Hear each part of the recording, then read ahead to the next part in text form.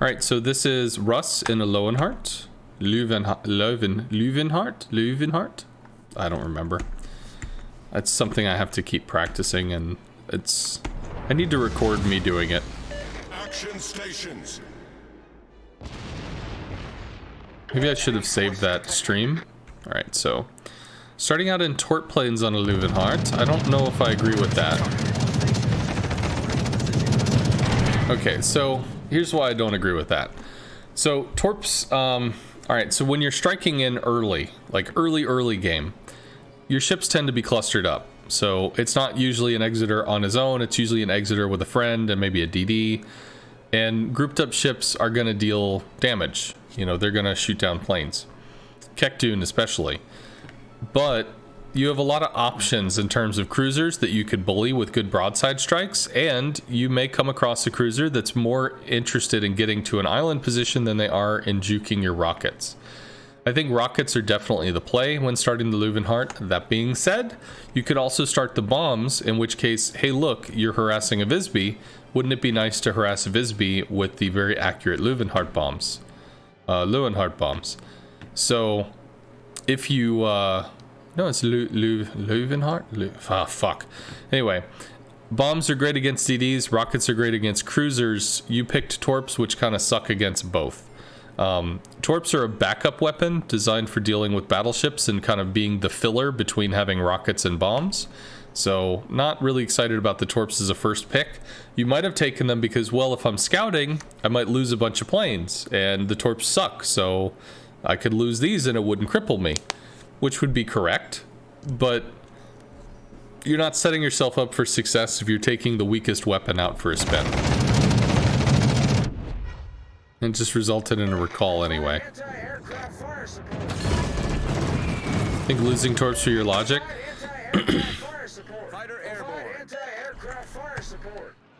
Can I stop this? We're just gonna stop that now.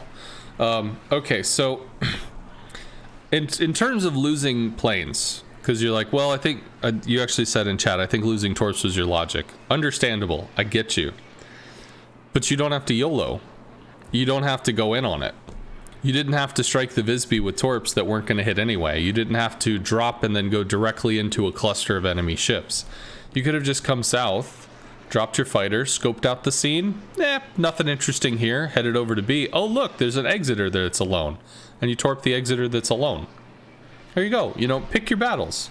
It's going to be what you choose to go in on, not what you're forced to go in on. That's one of the things that people complain about CVs, is that CVs have the option to choose if they want to take an engagement or not, because their planes are so fast. They are the ones that choose to be the aggressor.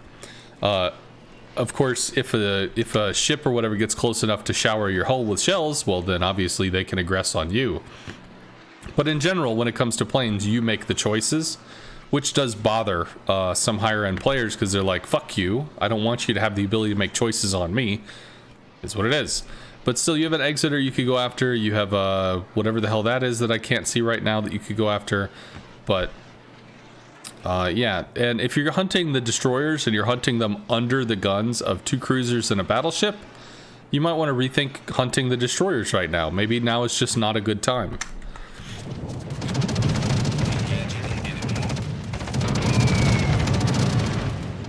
A little low. The way the reticle ended up being looked like a good drop, and replays have incorrect reticle display. Okay, so you dropped just a little early on that. Ideally, the reticle would look like it was almost wrong, because it would be past the ship in a replay situation. Cool, so you got rockets coming for the Exeter. Guide smokes. T-22 rushes him, so he doesn't stay in smoke. You're helping with the T-22, which I really like. Good shit. You saved your Guide there. He might still go down. That's absolutely a thing, but you still saved his ass, which is cool. That's good. A little high. Again, the reticle goes past the ship, but it was a little high. You really want to be aiming at the waterline, or even almost slightly underneath the waterline. And there's the DD. So unfortunately, nobody lives forever. I don't agree with the torps. What are you going to torp here? You gonna torp a DD? No. You gonna torp a Kotovsky that's just gonna turn? Think of it this way. If the torps are obnoxiously slow, and these torps are obnoxiously slow, they're some of the slowest torps in the game, if not the slowest torps in the game. If you're gonna torp the Kotovsky, what stops him from turning? A Celebes that doesn't have shots on him? What battleships stop him from turning? What anything stops him from turning and just juking your torps? Nothing. So you have no guarantee that your torps are going to do anything. You might torp the October, but the October's in the middle of nowhere. Who gives a shit about the October? You could go for a Königsberg here to kind of clean the center a little. You could go for a Fubuki here with bombs and try to work on your non-broken flank. At this point, it would be nice if you could rescue the Celebes, but there's 5 of them and 1 of him. It's just not going to happen. Whereas if instead you took bombs, which you have full, you could bomb a Visby, you could bomb an Anshin. The October is potentially far enough away that he's not giving AA, and the Kotovsky looked like he was running, so potentially you just have free reign on DDs here. I don't agree with the torps.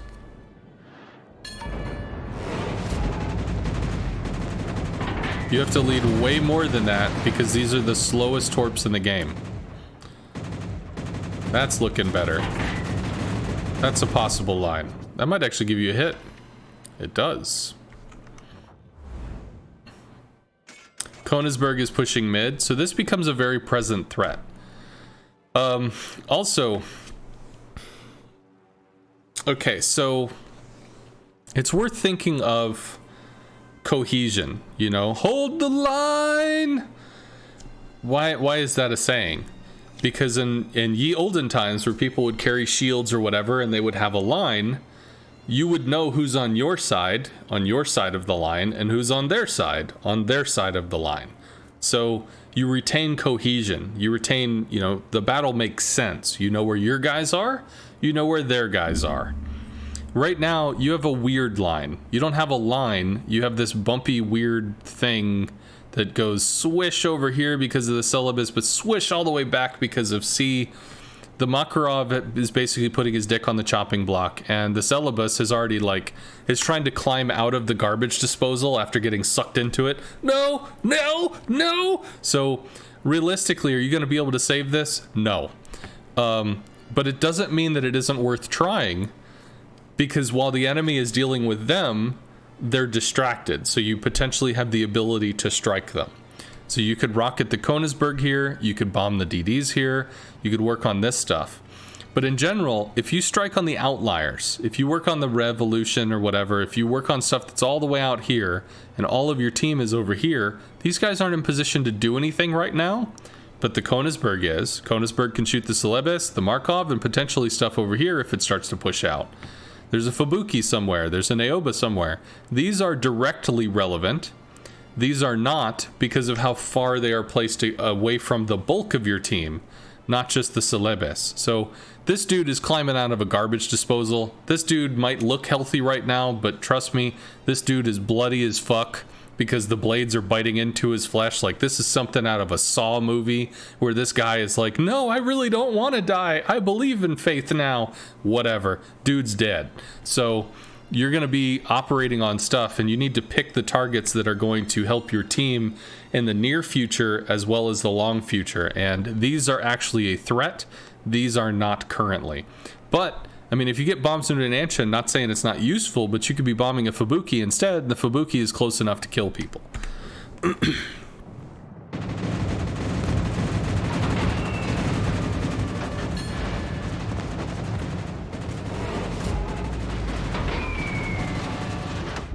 Still might be dropping a little low, but maybe not, because you did bracket there.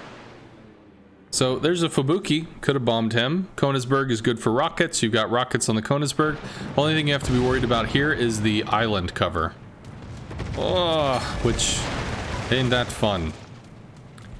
So in this case with the island there, what you could do is off angle to bleed direction. So if you might remember, if you were here earlier on, there was a guy in a Kaga, Seafil, who's flying like this. So I mean, he was bored because he's flying across the map, but that bleeds forward speed.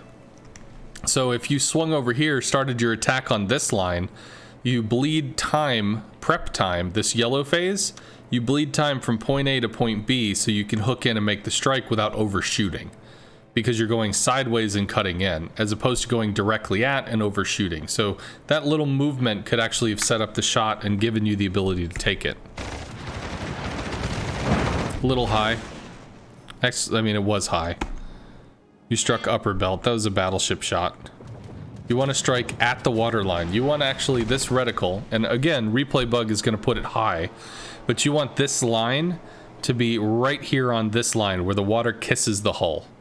You could even go a little under it if you wanted to because of the way the rocket line is, but that's where you're aiming. You're aiming for this line to be kissing that white line of the water on the hull. So, one thing that's a little obnoxious with German rocket planes is you are basically trying to hit the perfect pixel. And it's hard. You know, it ain't easy. But that is part of playing a German CV, is that you are trying to snipe citadels. Potentially a really good drop. But I just want to point out, if we hit Alt, you have 9 bombs, and then you have torps that suck. Bombs, torps that suck. Bombs, torps that suck. And you're on the torps that suck. 3 destroyers. Bomb them. Use bombs.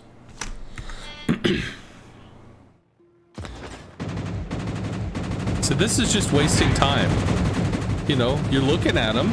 Cool. You could drop a fighter on there just to keep them lit or something, which you should have done, by the way. Anshin. Fubuki is shooting from smoke, so you know you're not going to find the Fubuki. You want to stay on the Anshin. Good. You would have had a better idea as to where the Anshin was if you dropped a fighter before you recalled. If you're not able to really lead super appropriately, don't be afraid to start your attack a little earlier so you get lower to the water before you drop. Okay. Torps don't do anything because they're just going to juke the torps. Rockets might do damage, but you have 4 bombs. That's 2 drops. Fuck it, man. Bombs, and then bomb even more. Like, just use the tool that's going to matter. If you haven't broken it, if you haven't run out of it, use it. You don't have a full 6? Now you do. Like, the chance that you're gonna get a torp into this dude is completely at the mercy of him fucking up. Enemy destroyer foundered. The caster's curse. He's bracketed, which is nice, but he smokes.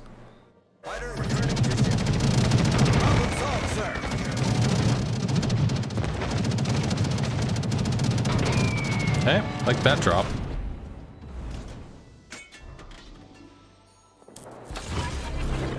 Mostly just angled. I like this. Bombs. Bombs after bombs after bombs after bombs. Don't be afraid to start your attack run earlier and get lower to the water. Like that. There we go. It's not that it makes it more accurate. Just the fact that you dropped lower doesn't suddenly mean that you're going to kill everybody. But dropping lower does mean that you'll have a little better accuracy in your lead time, because some of your lead times were a little off. It looked like you were having trouble with that. Oh my god, with the torps again. No. No. No. Please fight her and come back with bombs. Please don't torp this. Please just fight her and come back with bombs. No. No. Well, the hill is taking some shots, so that's cool. Rockets? Bombs! Well, okay, rockets are... Whoa, no. That is extremely the wrong choice. That is not the correct choice. You are dead. You do not kill the October before he gets to you. Not gonna happen.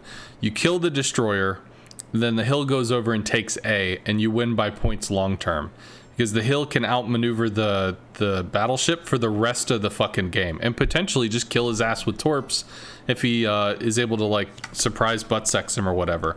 But this is a full health October This is time. This is effort. And you're already chipped down to a third of your health. You bomb the shit out of the Fubuki until he is dead, and then you throw some damage into the October while the hill goes around capping everything. And you try to win off points. Battle ends in 5 minutes. Being distracted on the October is completely not the gig. There we go. Murder the DD. There we go. We've sunk an enemy destroyer. Now the hill is actually doing the wrong thing by not going for alpha. Because by all accounts, you're dead. Maybe you're not dead, but you should be dead.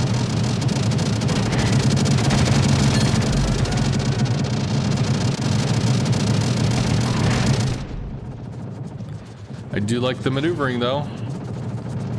Okay, Hill's trying to help. Our victory is in sight. All the ring around the rosy outplays.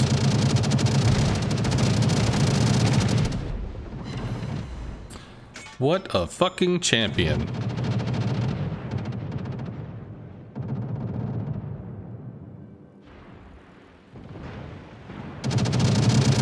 This is a kill. Good job. Citadel chance with bombs? Maybe. Rar.